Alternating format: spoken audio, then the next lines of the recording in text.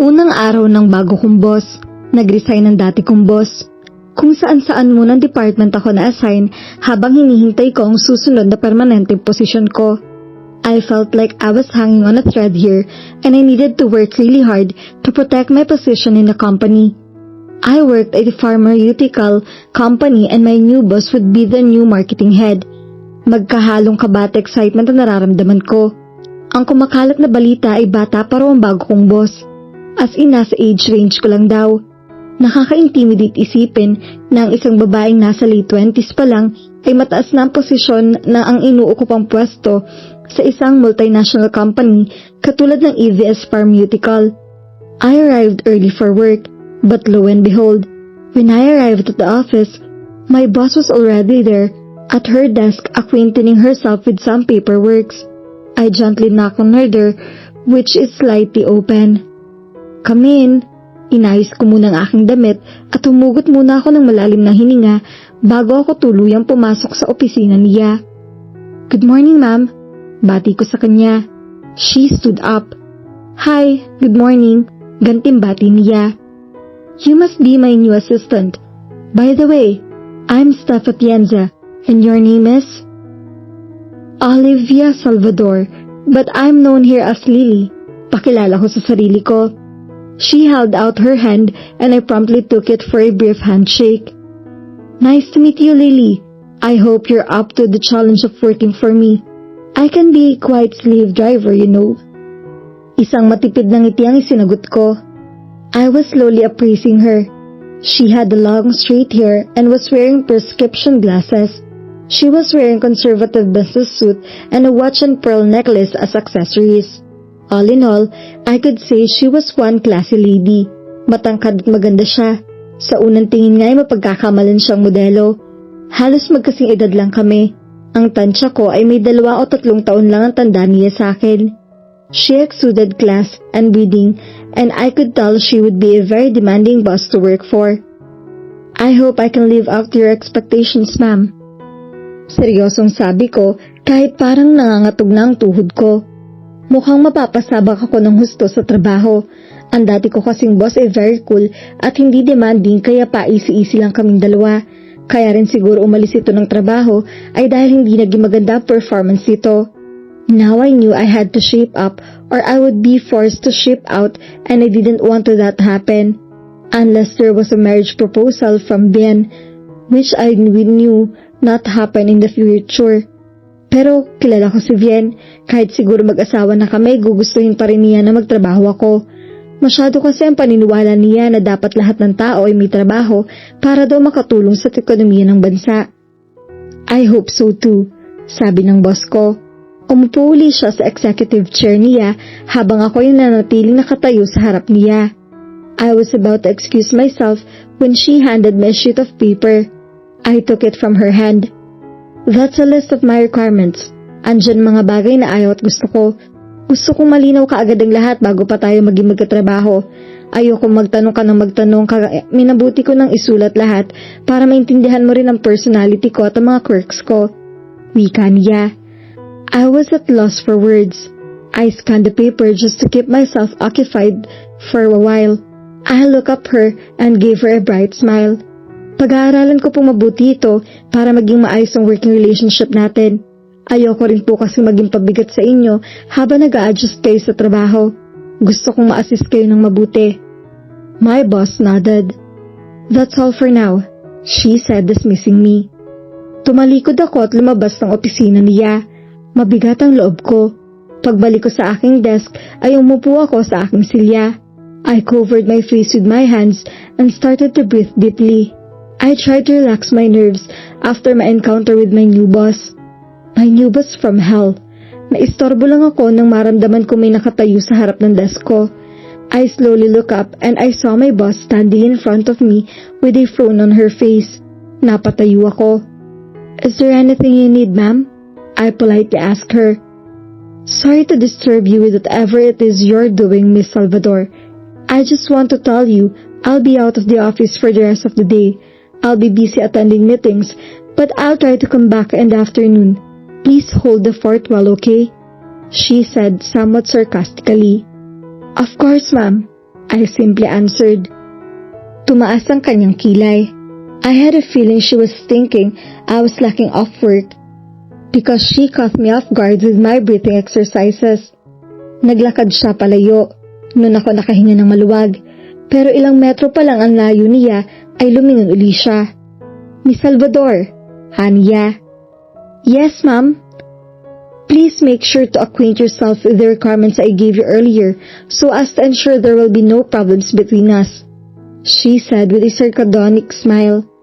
Then, without waiting for my answer, she walked away while I sat her dumbfounded. I was speechless as I was reading the paper my superior gave me. Noon lang ako nagkaroon ng sobrang OC na boss. Her demands were all explained in details, leaving me no room for mistakes, from how she wanted her coffee prepared to the filing of her paperworks. It looked like all the bases were covered. Napakadetalyado talaga niya. Gusto ko nang lukutin ng papel at itapon na yun sa basurahan, pero alam kong kapag ginawa ko iyon, ay ako rin ang mahihirapan. I couldn't afford to lose my job. I couldn't afford to go looking for another one because I had a lot of bills to pay. Magtatatlong taon na ako sa kumpanya at masasabi kong maswerte na rin ako dahil malaki na ang sweldo ko. Kapag nag-inarte ako at nag-resign, malamang ay back to square one ako. Sayang ang ilang taong binilang ko sa kumpanya pagkatapos ilalayasan ko lang dahil sa lecheng rules and regulations ng boss ko. Somehow, I knew I needed to make it work. Kahit paano ay may gusto rin akong patunayan sa kanya. Kung akala niya ay magpapa-intimidate ako sa kanya at madali akong panghinaan ng loob, ay nagkakamali siya. Hindi ako quitter. Ipapakita ko sa kanya na kaya ko rin makipagsabayan sa kanya sa sipag sa trabaho. Iyon ang vow ko ngayon, ang maging pinakamagaling na secretary at administrative assistant ni Steph Atienza. Nagpapasalamat ako at buong araw na wala sa opisina ang boss ko. Kahit paano ay napaghandaan ko ng susunod naming pagkikita. Now, I knew what she expected and intended to make sure she wouldn't be disappointed in me. Nagpa-photocopy pa ako ng rules and regulations niya para may kopya ako sa aking bag. Pakiramdam ko kasi dapat ko ma-memorya iyon nang wala siyang masabi sa akin.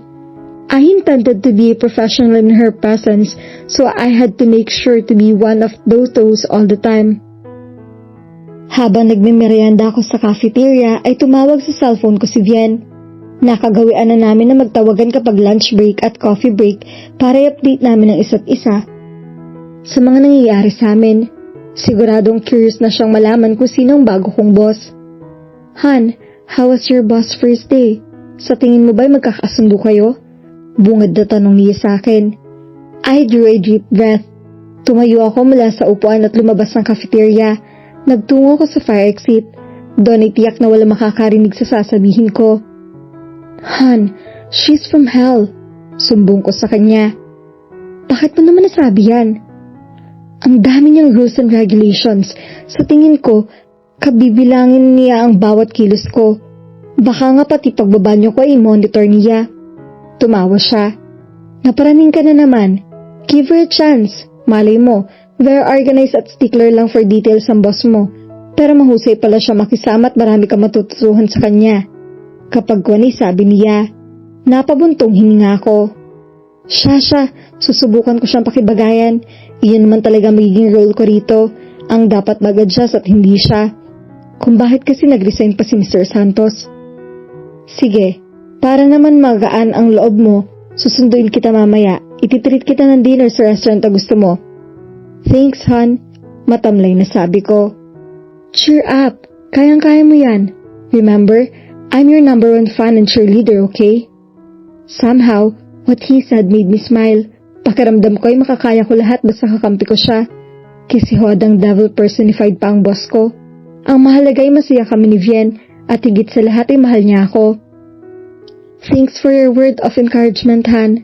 See you later. Then we hung up and I promptly returned to my desk. I was preparing myself to leave for the day. Mabuti na lang at hindi na bumalik ang boss ko kaya walang pagpigil sa akin na umalis sa oras. Pero kahit buong maghapong wala siya ay makailang beses siyang tumawag. Marahil chine-check niya kung nasa pwesto ako at hindi naglalamyarda lang kung saan sa ang mesa. Mabuti na lang din at wala pa masyadong tawag para sa kanya. Inireport ko lang sa kanyang ilang personal calls na dumating para sa kanya. Pumasok ako sa opisina niya para ilagay ang ilang taong mensahe para sa kanya. Kinuha ko talaga ang kompletong detalye at maayos na isinulat ang mga iyon, as in according to her wishes na nakadiagram pa sa listahan na ibinigay niya sa akin. Nang makita kong maayos na ang lahat, ay bumaba ako sa lobby. Nag-text na sa akin si Vian at sinasabing hinihintay niya na ako roon. I was so glad I would be able to spend some time with him tonight. I knew being with him would recharge my spirit and I would be able to face the day ahead. Sana nga lang ay hindi namin masyadong pag-usapan ng trabaho. I just wanted to be with him with no talk about work from both of our sides. Pagbukas ng elevator ay natanaw ko agad si Vian. Nakatalikod siya sa akin. I couldn't help but feel my heart go flutter with just the sight of him. Hindi ko alam, pero kahit 8 buwan na kami nagde-date, kinikilig pa rin ako sa kanya kapag nakikita ko siya. I felt every time I saw him, I went falling in love with him all over again. May kausap siya. I was walking towards him when I stepped dead on my tracks because the person he was talking to was none other than my boss. And from the look of it, they seemed to be having a nice conversation. Narinig ko kasi ang tawanan nila at hindi rin nakalampas sa mga mata ko ang paghampas na marahan ng boss ko sa balikat ni Vian. Bigla akong kinabahan nang masaksihan ko eksenang iyon. May kutob ako na magkakilala sila. Naglakad ako ng dahan-dahan papunta sa kinatatayuan nila. My boss spotted me first and I swear I saw her smirk when she saw me approaching her. Miss Salvador, are you going home? Wala ka bang naiwang trabaho sa opisina? Tanong niya sa tonong tila naninita. Mabuti na lang at tapos na ang oras ng trabaho, kaya taas na akong masasabi na hindi ako maagang umuwi at nagpabaya sa trabaho kahit wala siya maghapon. Yes ma'am, I'm on my way home. And don't worry, I finished all my work before I called you today. Magalang na sagot ko. Nagpalipat-lipat ang tingin ni Vian sa aming dalawa. Lily, magkakilala kayong dalawa? Kapag kwan ay sabi niya sa akin. Vian, do you know her? Nalilitong tanong ng boss ko. Steph, she's Lily, my girlfriend. Sagot ni Vian. The look of surprise on my boss' face was priceless. Hindi ko matansya kung maiiyak o matutuwa siya sa sinabi ni Vian. All I could say was her mouth was wide open as she was trying to digest what he said. Ang ibig mong sabihin, Lily, si Steph ang bago mong boss? Tanong niya sa akin. Tumango ako. Magkakilala ba kayo? Tanong ko naman. Tumango siya ng dahan-dahan habang nakatingin sa amin ang boss ko. How did you get to know each other? Tanong ko uli sa kanya. This time, Mom Steph beat Vian in answering my question. Actually, Miss Salvador, Vian is my ex-boyfriend. Sa pagkakataong yun ay ako naman ang napanganga. Naglipat-lipat ang tingin ko sa kanilang dalawa. Hindi ako makapaniwala sa narinig ko. Tumingin uli ako kay Vian at nagtanong, Is that true? Tumango uli siya. Napansin ko lang na tila umurong na ang dila niya at panay na lang ang pagtango niya sa mga tanong ko. Pumalatak ang boss ko. What a small world. My new assistant is now the girlfriend of my ex. Habang tumatawa siya ay tahimik lang ako. Hindi pa rin ako makapaniwalang may relasyon sila dati. When Vian and I started dating, he refused to talk in details about his past relationships. Hindi rin niya ako inobligang ikwento ang mga past relationships ko. Basta ang alam ko ay mayroon siyang naging 2 short-lived relationship at isang serious girlfriend bago ako dumating sa buhay niya. Ang sabi niya, nagtagal sila ng 4 taon na dating nobya niya at tatapos lang ang kanilang relasyon na magpa siya ang babae na magtrabaho sa ibang bansa. Hindi ko matiyak kung ang boss ko ang tinutukoy niya o isa ito sa mga short-lived relationship niya. I didn't want to ask that question in front of her. Just the thought they had a relationship left a bitter taste in my mouth. Let alone knowing my boss was the girl Vian loved deeply for 4 years. Ma'am, mauna na kami ni Vian. May lakad pa po kasi kami. Sabi ko. Humawak ako sa braso ni Vian. Hindi ko alam kung bakit ko nagawa iyon. I wasn't the showy type of person, but with my boss around, I just wanted to stake my claim on Vian. Siguro gusto ko lang ipamukha sa boss ko na wala akong pakialam sa naging relasyon nila noon ng nobyo ko. Ang mahalaga ay kami na ni Vian ngayon. At kahit pa nagkita uli sila, hindi nangangahulugan na babalikan siya ni Vian. Vian, nice to see you again. I'm hoping we could catch up one of these days, my boss said sweetly. I like that. Hayaan mo tatawagan ko ang barkada para sabihin nasa bansa ka na para magkita-kita tayo. Sagot ni Vian. Napatingin ako sa kanya. Aba at may dila pa rin pala ang isang to. Kapag ang boss ko pala ang kausap niya ay naging articulate siya. Pero kapag ako ay tango lang siya ng tango. Sa inis ko ay hinila ko na siya para matapos na ang usapan nilang dalawa. We were about to go when my boss stopped us. I may be imposing on you two, but I would really like your company tonight. I just came back after 3 years and you're the first available people I could have. Can I invite you both for a dinner? Imbita sa amin ng boss ko. Kung hindi ko lang siya amo, ay baka naingudbud ko ng mukha niya sa sahig. Hindi ba naialam na nakakasagabal niya sa amin ni Vian? The nerve of this woman. But I was confident Vian would turn her down.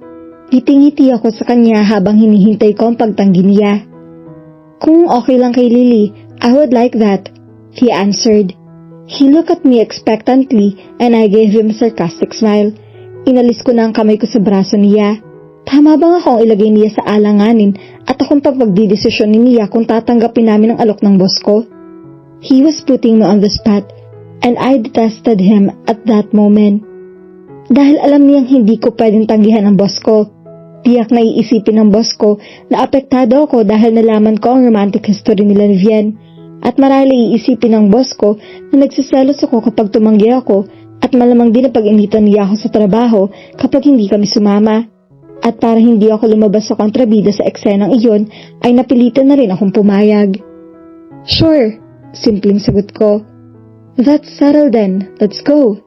Masayang sabi ng boss ko. I was about to reach for Vian's hand when my boss beat me into it.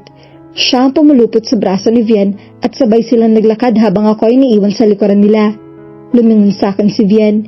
He gave me an apologetic smile. I didn't smile back. I just shrugged and let them lead the way. Habang nauuna silang lumalakad ay hindi ko maiwasang matakot at mainis. I had the feeling something would go wrong. Not only in my job but also in my love life. I could tell that with Steph back, there would be trouble in paradise between Vian and me.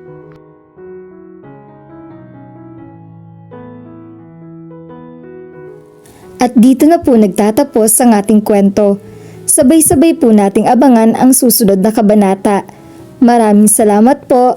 God bless and stay safe.